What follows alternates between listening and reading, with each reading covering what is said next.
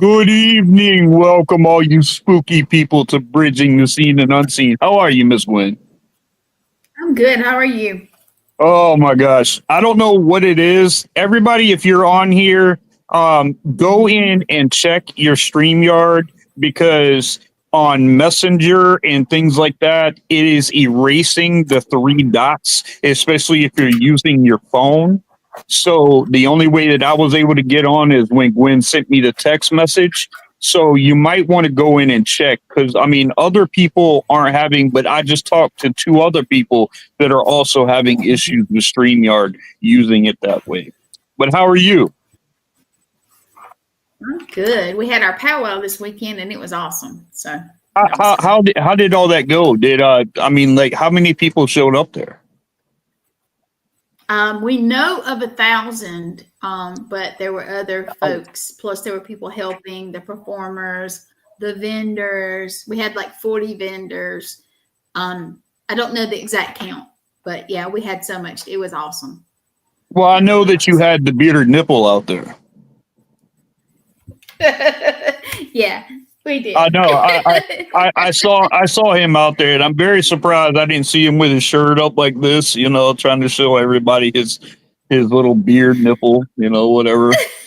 But yeah, he's a great guy. I'm glad you guys had an amazing time. But tonight, guys, listen, we got two people, and it's Pam Harris and Steve Workman, and they have this book. And that's what we're going to be talking about tonight. And if I'm going to get them to tell you guys about it, it's A Bug's Life Before the Mafia. And let's go ahead and bring them on. Hello. Hey guys, how are you? Good. How are y'all? Bitching. I'm sorry. You know, I didn't want you guys to necessarily hear. I didn't want y'all to hear right off about the bearded nipple and all that kind of stuff right there. But there's an inside to that. And Brandon Cooper, if you're watching, you know exactly what I'm talking about. Sounds like something you can keep inside. Yeah. But listen. If he was on here right now, he would have no problem showing you. No, not one none. problem. He would have none. Some things just need to be unseen. That's the issue why I say it is because I can't unsee it. When I think about him, that's what he did. He did it on my show. He did it to me on the phone. He did it to me on several different places. So I don't know if I can see Brandon Cooper without a nipple. Well, that's because you've been traumatized. Probably. Most likely. I have. So how are you two? Good. We're doing well. Thank you.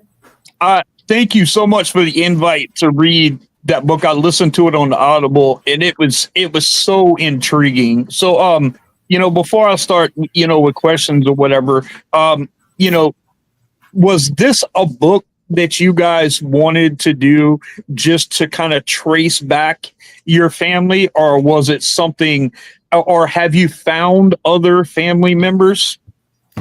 Yes, we have found other family members, and no, this was not intended for a book. It wasn't. Well, no, I had wanted to write a book, but Steve was reluctant and said, you know, nobody's going to want to read it besides family, so it'll probably just be a pamphlet. So there's a long story to it. And Yeah. Basically, We got time. We got an hour, guys. So please go, tell us. Okay. so we can get more details later, but basically our dad was looking for his dad since he was 6 years old. We'll tell you the story and how it fits, but basically at 6 years old, he saw his dad drive away and he didn't understand what was going on. And so throughout his life, he was looking for his dad, doing research and finding other things. And in the process, he ended up researching his own family history.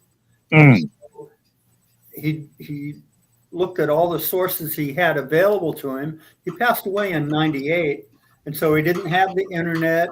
He didn't have all of those. Yeah, you didn't. We didn't have that back then. So. Right. And so all he could do is go to the library, look at microfiche, write letters to people he, might be his relatives, share what he had, and they shared with him. And so basically, Pam picked up all that research. And again, she's looking for genealogy information. And so she's picked this up after he passed away. And so as she put this together, basically in a file, she shared it with me, and I kind of organized it and structured it like into chapters. And one of our cousins became aware of this, what we were doing, and he knew what our dad was doing before and had listened to our dad's stories. And actually his kids had listened to our dad's stories that we weren't aware of. And so he told Pam, this is great information. You need to put it into a book. And she shared that with me, and I was rather skeptical. I said, okay, who's going to be interested in this? This is going to be enough information for a family pamphlet on what we found and what we have. And so we did a podcast, I think in March. Yeah, March. And Pam had shared the most recent version we had just before that. And 2 days later, it was Vicky Peplow contacted us with an email and said, here's your manuscript. Are you ready to publish? And we're like, wait a minute. Yeah. This is not the most recent version. And we need about a week because we're hearing new stories that we had never heard before from our cousin's kids and our other cousin that we really want to incorporate in there. So we finished that. And then it was published mid-March, and it's out available on Amazon. And sometimes what it helps the audience understand about the book is it's on Amazon. You can go to the Amazon search bar. If you type in Charlie the Bug, it'll come up. You type in Pam's name or my name, it will come up. Nice. But I thought there's just a couple paragraphs here on the book overview that might help your audience kind of get a picture about the book. So it's okay if I read that? Absolutely. All right. Join us as we delve into our family's narrative, one filled with secrets, connections, and threads that weave us together across time and space. This is not just history. It is our truth as we understand it, shaped by the shadows of the past and the resilience of those who came before us. We used to believe no known associate of Murder Incorporated knew this information you are about to read. It turns out they did know, and they kept an eye on our family and reported to Charlie the Bug.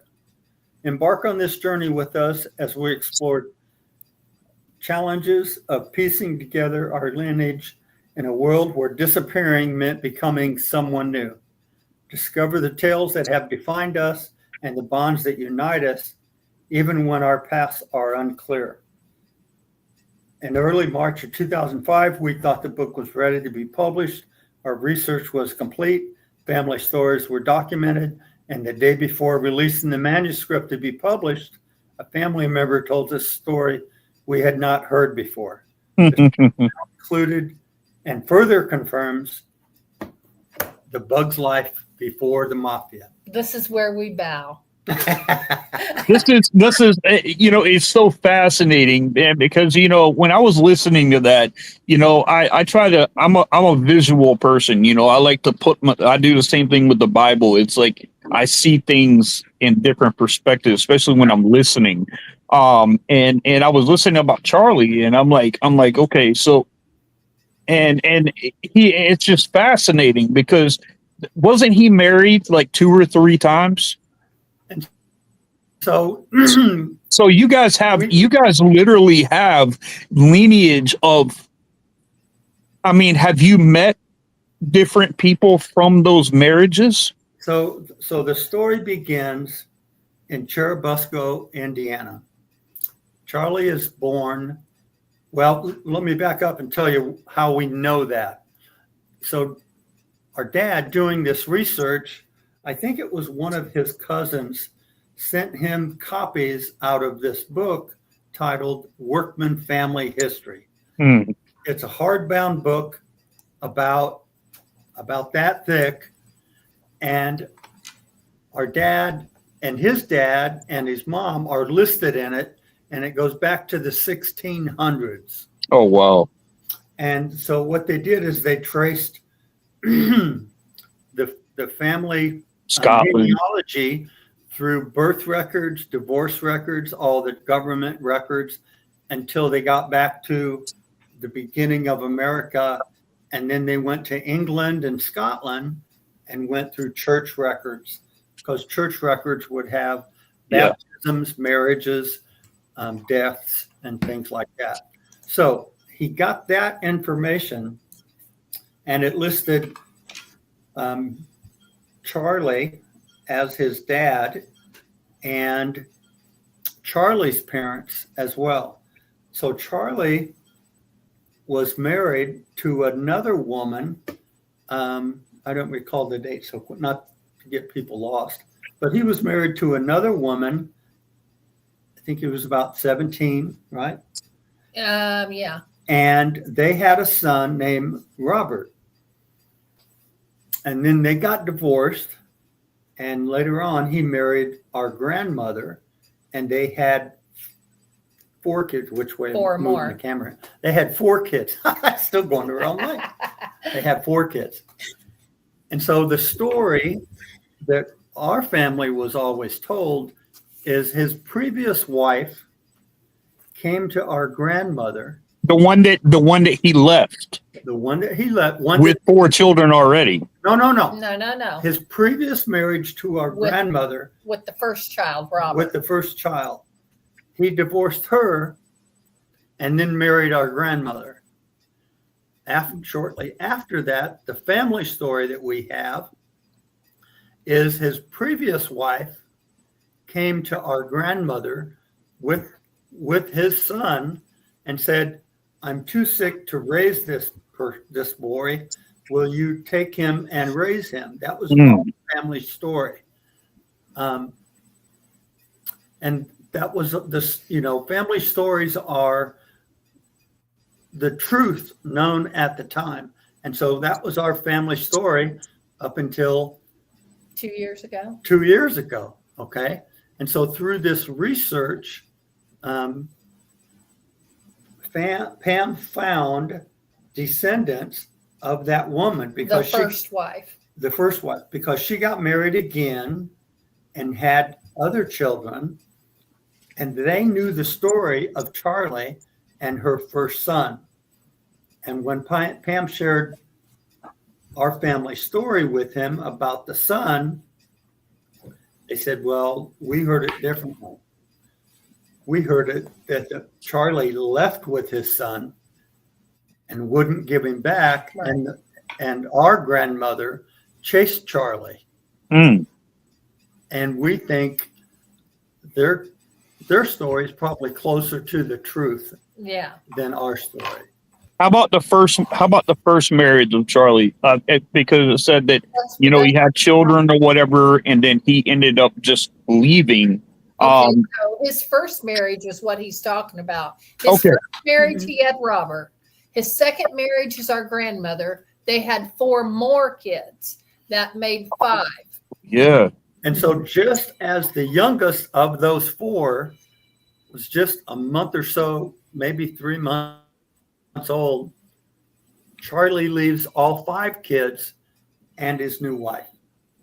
That in 1929, he left and ended up in New York. In New York, we found marriage certificate. He married another woman and had a son.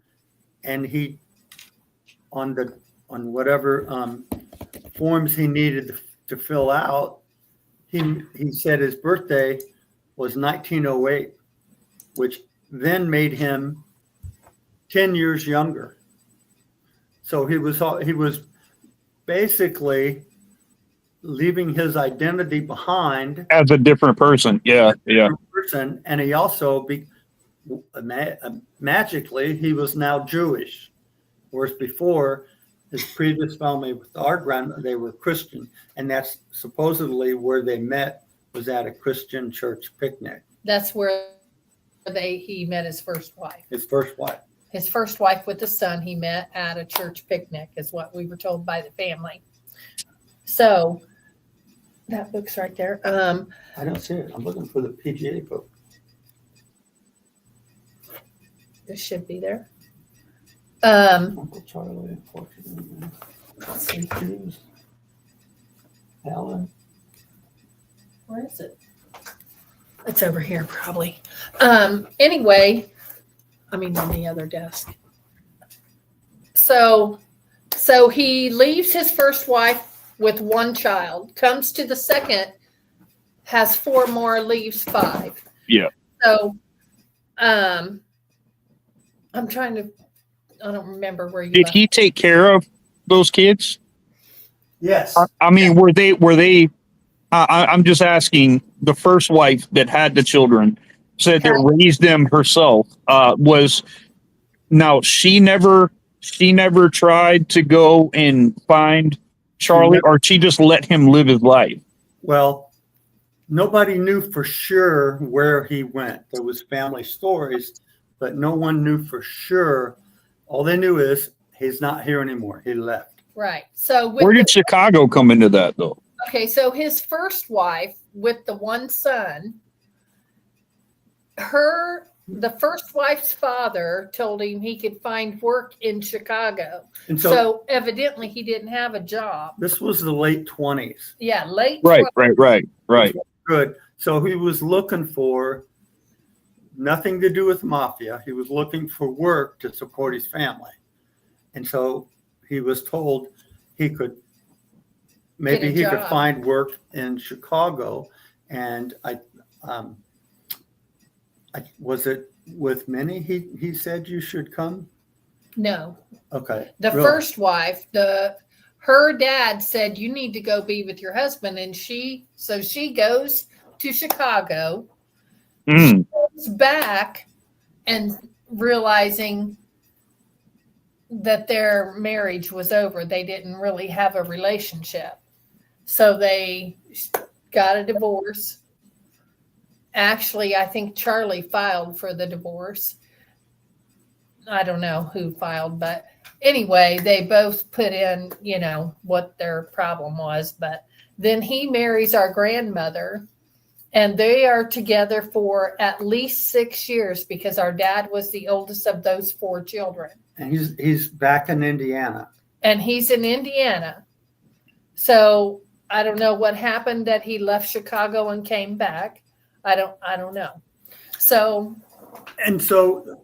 we've theorized that he probably went to Chicago initially, and part of that is because some stories we put in the book that our cousin told us that our dad said over and over, stories that we'd never heard before. One of them is when our dad was a boy playing in the park, he would see this black car, and it stood out to him because it was a fancy car, a Cadillac or something. And so it kind of caught his eye, even as a young boy. And he couldn't see who was in it. The guy had a hat hiding his face. But the story he told our cousin was, more than once when he saw that happen, he went home and found an envelope in the mailbox full of money. And he did this to explain the envelope. There was money in the envelope. So that happened a couple times. So our theory is he couldn't have done that from New York. We think he went to initially to Chicago, came back on occasion now and then, but then it stopped. And so that's probably when he went to New York. And so Pam's research found records of him being married again in New York. No, you guys, do you both think that maybe his commitment issues that he had towards your mom, other women, things like that, were because of the secretive ties that he had with the mafia? Well, I think he had those issues before he went into the mafia. And the reason he checked on them, and we found out later on, he did even more checking from New York. We're not sure why, but possibly to protect the family that he left. Yeah, that's what I was going to ask next. Yeah. And again, that's our theory. That's what it feels like to not involve them in any way, and to become a different person in New York. So there would be no repercussion to the family. Right. But at the same time, he was very, very trusted and respected. Yeah. And some people did know about his previous family. But again, it all became apparent to us much, much later in the research. Right. No, it said in there that he was like an upfront. He was a trusted man. Like if you heard that he was coming, did people fear him? Were they, because like I have an uncle. The reason why I'm asking, because I have an uncle. My grandparents came here from Ireland, and I have an uncle to this day that is part of the IRA. And that, it's very secretive there. But, my uncle has a thing with politicians for some reason.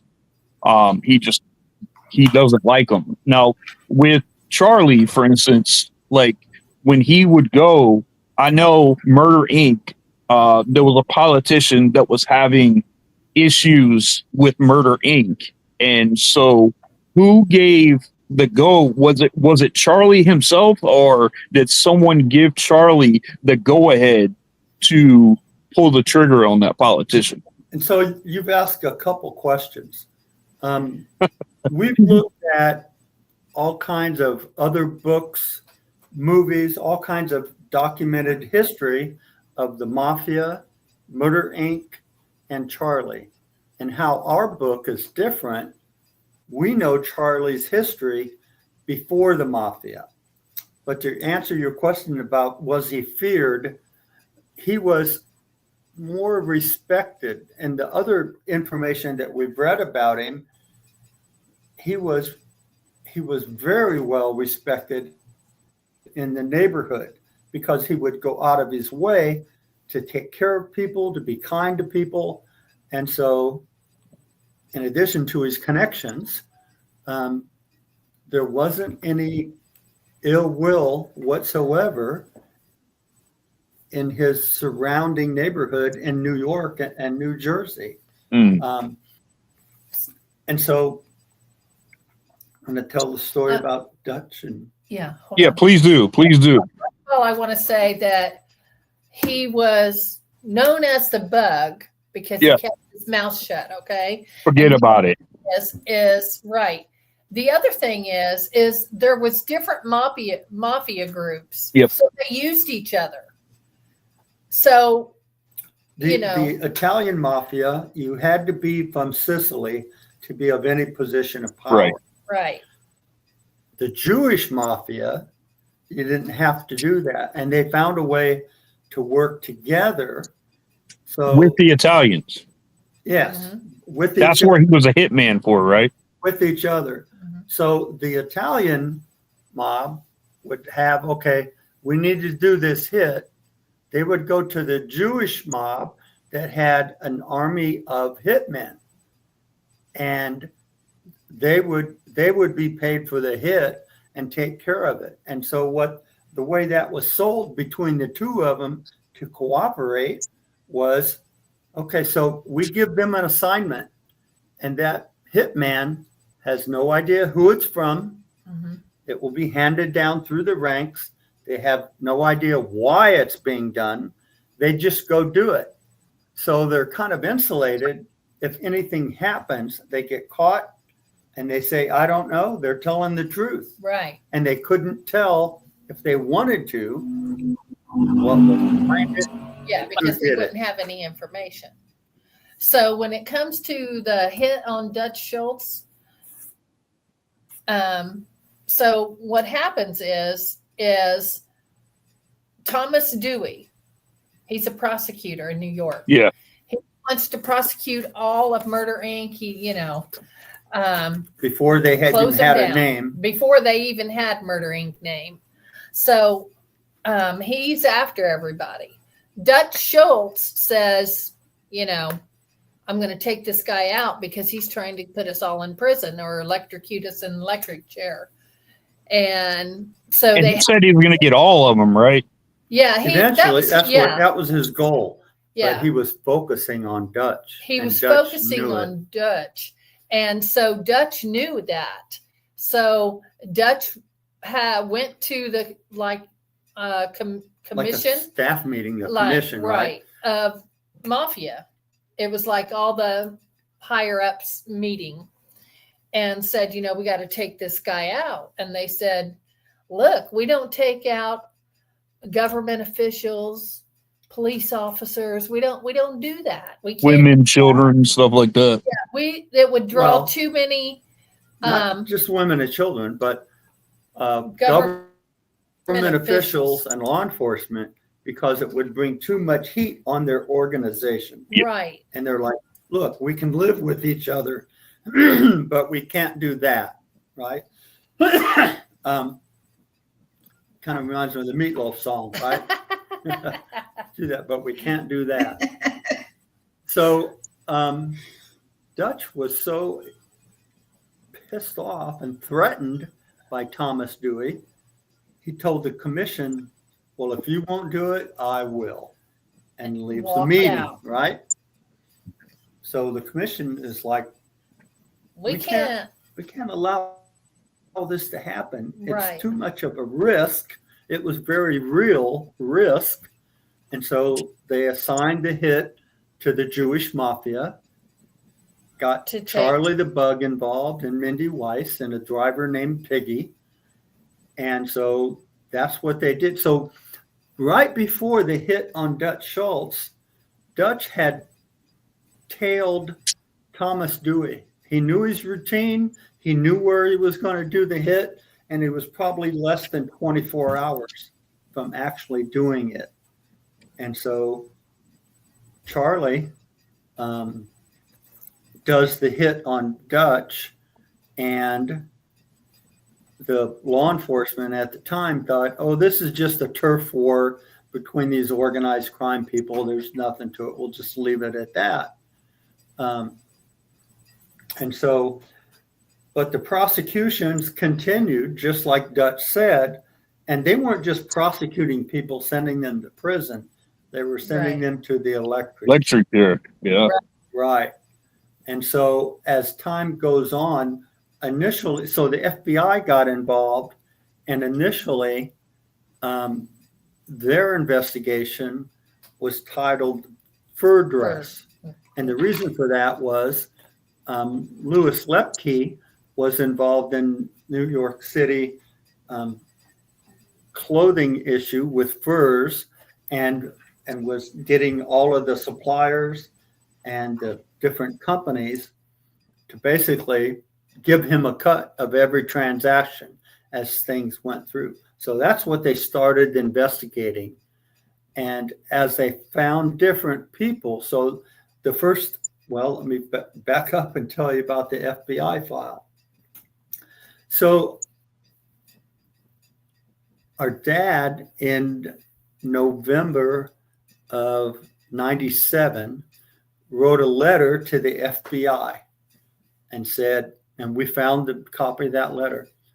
And he said, I'm looking for my father. From what I can tell, he was known as Charlie the Bug Workman and probably gave them more information than what they really needed. Right. 2 months later, after that letter stated, our dad passes away. Mm. Sometime later in the year, the FBI file arrives. And this is a copy our brother put together for us. It's pretty thick, full pages. Wow. And a lot of it, is redacted. So it's hard to see what's in there. But it starts in December of 38, and they actually continued to put stuff in the file even after Charlie went to prison. Hey, Sean. Hey, man. Hey, When he no, I know when he went to prison, didn't he do his first stint after that hit? Wasn't it like 30 years or something like that? So what happened was the hit was in 35. They didn't even get to his trial until 40 or 41. 40. And the only way they did that was some of the previous people involved were arrested and investigated, and they were facing murder charges to go to the electric chair. And they said, okay, if you give me life instead, I'll tell everything I know. Mm. One of the things they knew was about the hit on Dutch Schultz. Right. Well, they needed two people to say that. So I think it was a year later, it gets into 40 or 41, they get that second person. Right. So now they charge Charlie with murder of Dutch Schultz. And in the meantime, all of these guys are still being indicted, were already indicted for embezzling. Oh, I know what, for trying to harbor a criminal. Because Lemke was hiding Louis out. Lemke was hiding out. Mm. They were indicting these people for knowing where he was, and not even when they were arrested, they go, I don't know. So they were all indicted for that. But now Charlie's up on murder charges. And again, there's so many things written about the mafia and about Charlie, but they all kind of end the same. How they get there might be a little different. Yeah, but none of them have the Indiana families. Right. None of them have any of that information. None of them have Like anything. his life that is- before the mafia. Right. But many of them tell the same ending of the story. And even in the FBI file, they tell one story about how Charlie's trial progressed to a certain point. And what happened was he stood up and said, no contest, stopped his trial. And so what that means is, I'm not pleading guilty, but you have more evidence against me than what I can defend. Right. And so the end result is being sentenced. So you end up with the same point. And so he was sentenced to life in prison, which at the time 30 years. was Yeah. 12 and a half years. At that 12 and a half. Oh. That was the first sentence. That was the first, that's what their guideline was. That life in prison at the time was 12 and a half years. And Mm. so that's what happened. So he would come up for parole on a regular basis. And they fight it. And at the time, when people came up for parole, it wouldn't be unusual to add another year or 2 years to their sentence. And they really wanted Charlie to talk. They felt they hadn't got everyone Anything. yet, right? Yeah. And they didn't. There were still some big ones out there. And so, true to his reputation. Thank you. He didn't talk. He had right. nothing to say. And so they didn't add a year or two. They'd add 4 or 5 years. Right. That's how he ended up from 12 and a half to 23. He would come up again, wouldn't talk. They'd add another 4 or 5 years. So he ended up in prison for 23 years.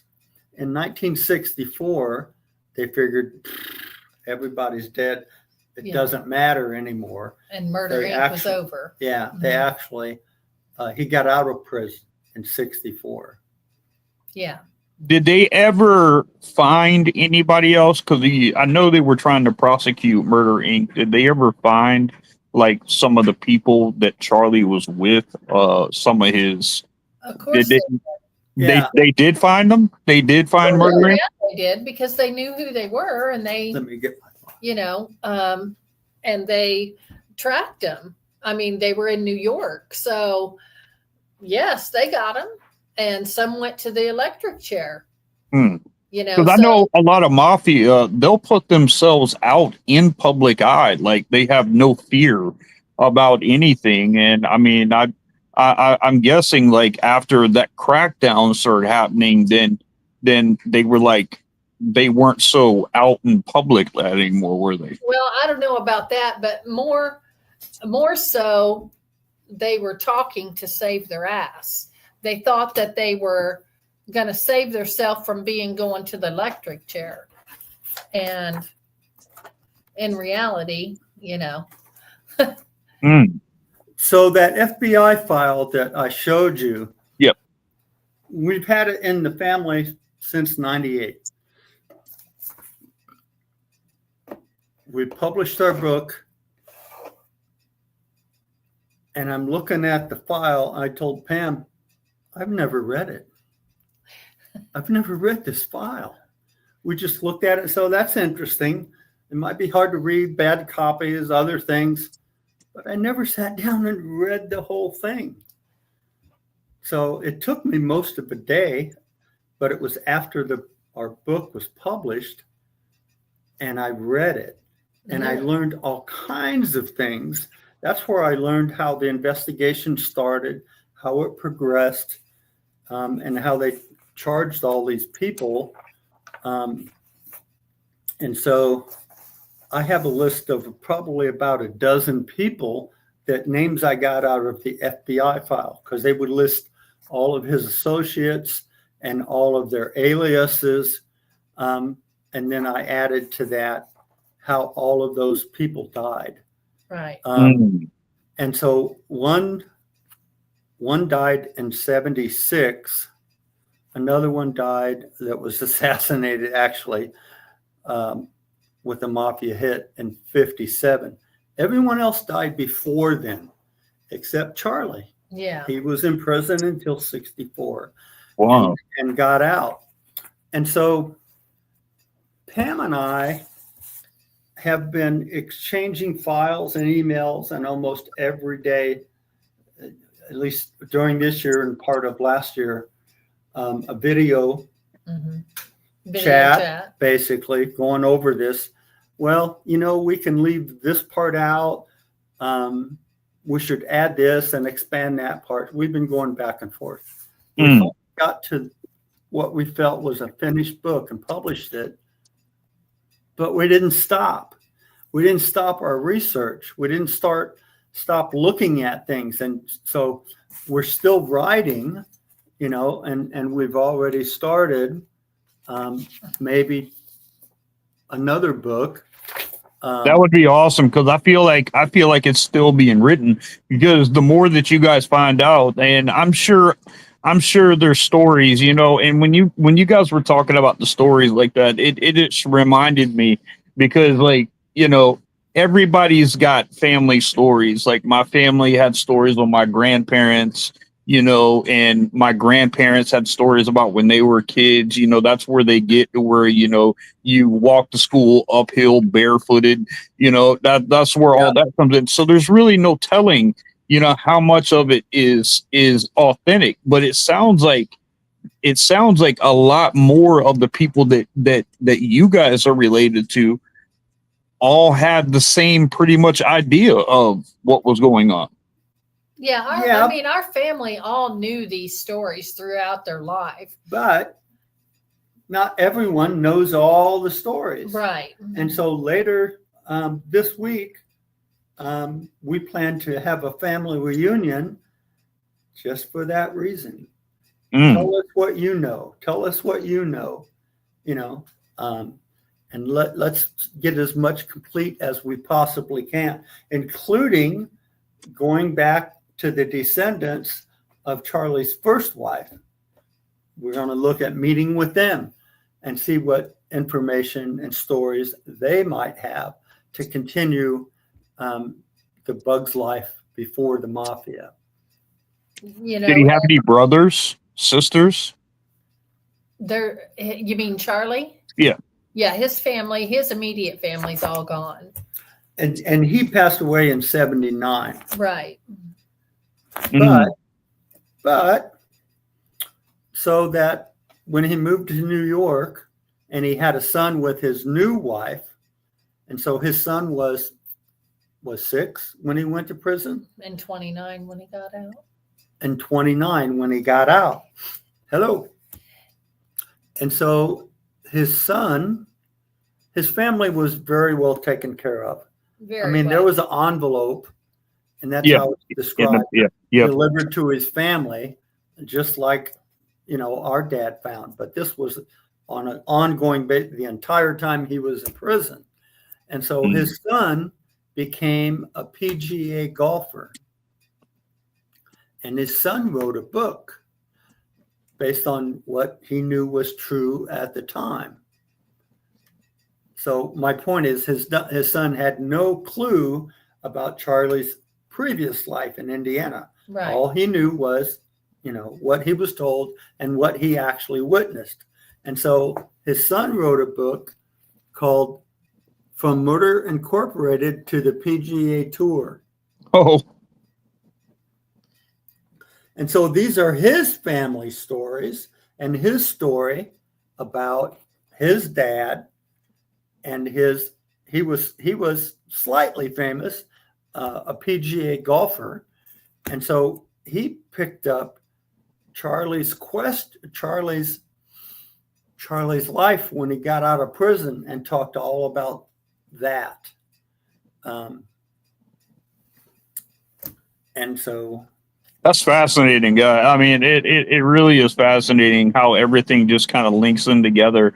But it really does sound like, all thing, no matter how hard or whatever Charlie was, at least he did care about his family. He may have had a very oblong way of expressing how he cared about his family, but at least he did, and I mean, like, money was in the mailboxes. Now, was that for all his children?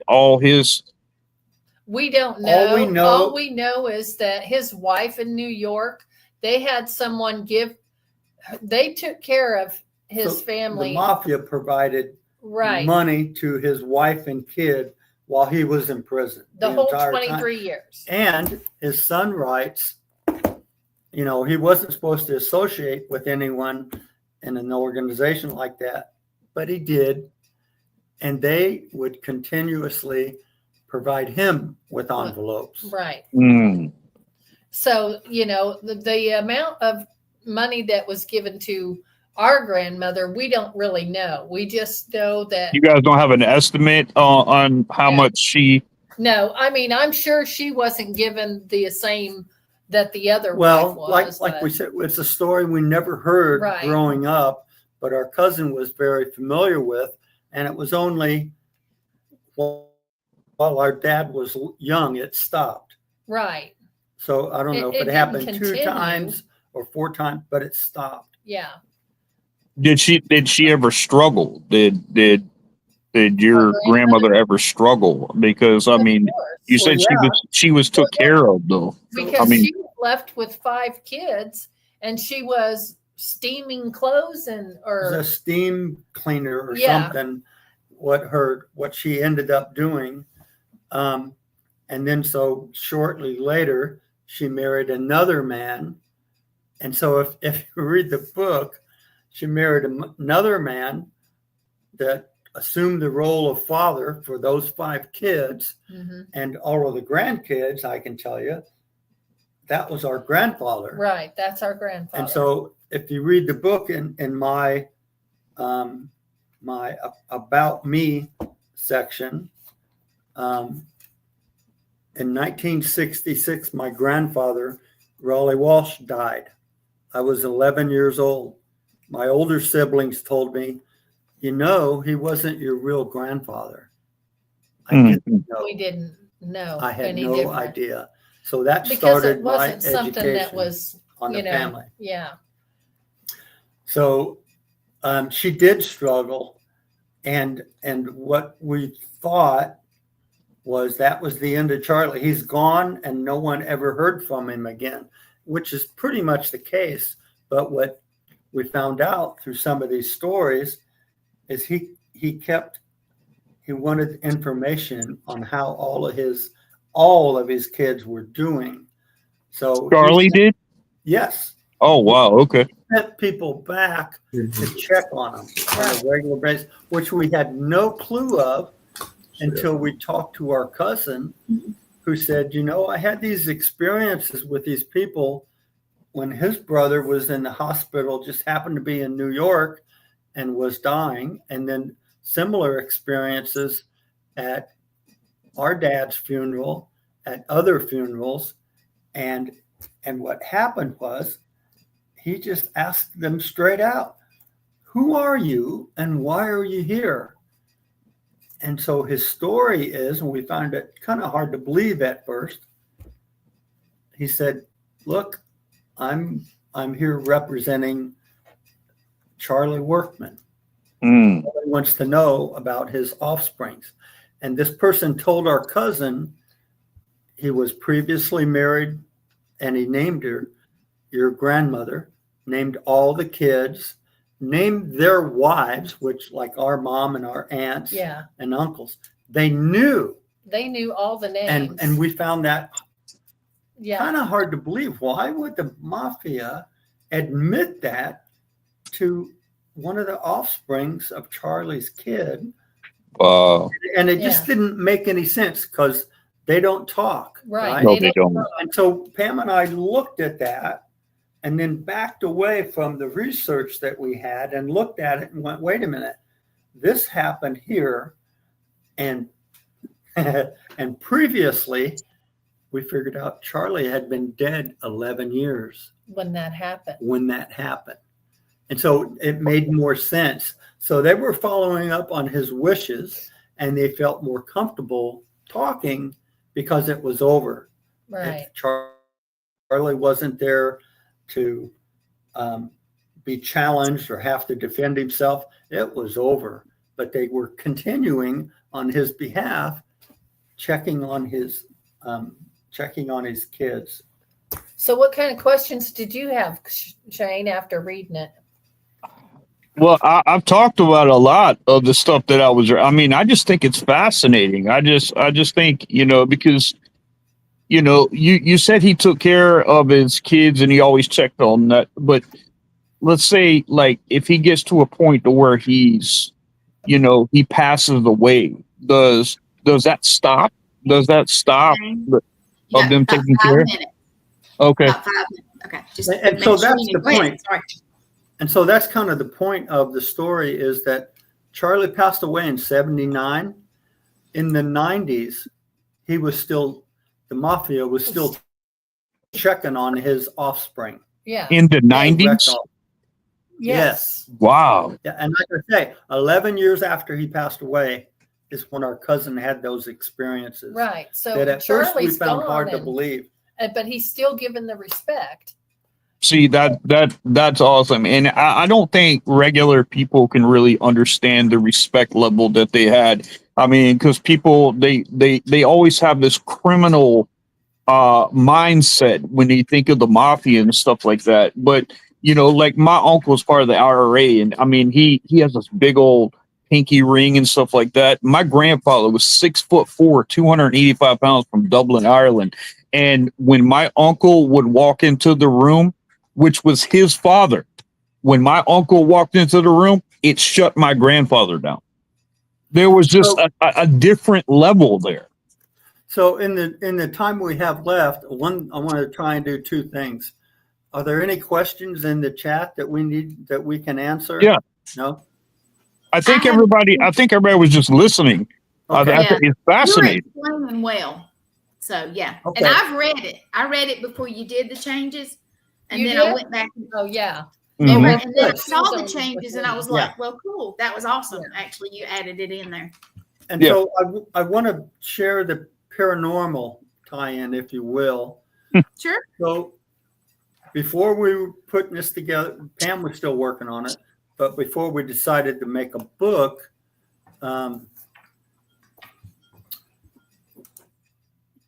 Michael and Marty Perry are mediums that Yeah. I've been involved with since about 2003. That drawing, right? Is that Right. Yeah. So my involvement has been having readings with them and knowing about them and kind of following their history. And so I think it was in 2022, we had a remote reading with them with our older sister and my wife and I.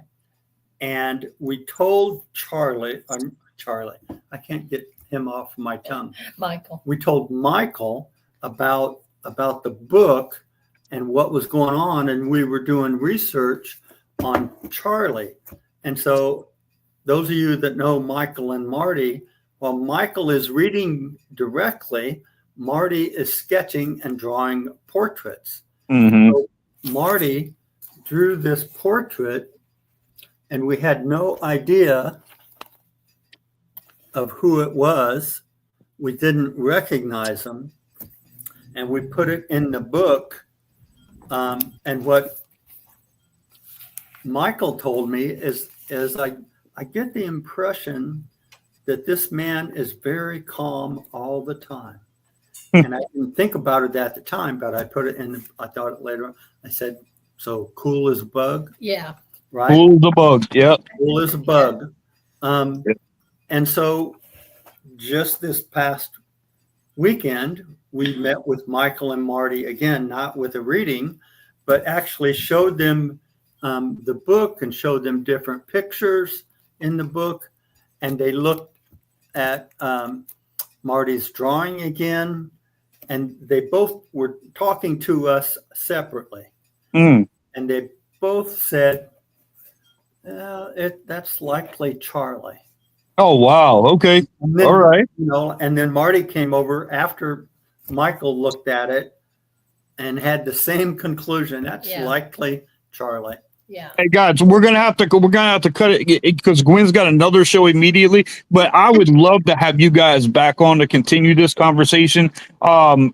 It's fascinating to me, and I appreciate you two taking your time out because I think everybody should read this book. I think everybody will be blessed by listening to it, reading it, doing whatever. But I thank you both for coming on. Thank you. I just want to say thank you to Letriana Brown for creating our cover, and thank you to All Access Network, and thank you, Vicki Peplow. If you do read the book on Amazon, please leave a review. That is so important. Yep. So if you haven't left your review, Gwen, you need to do a review. I do. I do. I totally forgot. I apologize for that. So maybe, Shane, you can put together a panel that have read the book that would have questions for us. Yeah. Okay. All right. I'll definitely look in because that's what I'm going to do is I'm going to tell everybody to read that book. I'm going to drop you guys down so you can sign All right, guys. Take care. Thank you so much. Thank you. All right. Guys, that's an awesome. I know Gwen's got to go, but guys, please, A Bug's Life Before the Mafia, go check it out. It's such an interesting book. You will not be disappointed. It's a short read too, guys. It's only like 50 something pages. So please go in and see it. And if you need to reach out to them, Pam and Steve, they're such great people. So just feel free to go. And you guys have a good week. Stay tuned for next week. We got another good guest. And you guys stay safe, be blessed always, and stay spooky, people. Peace.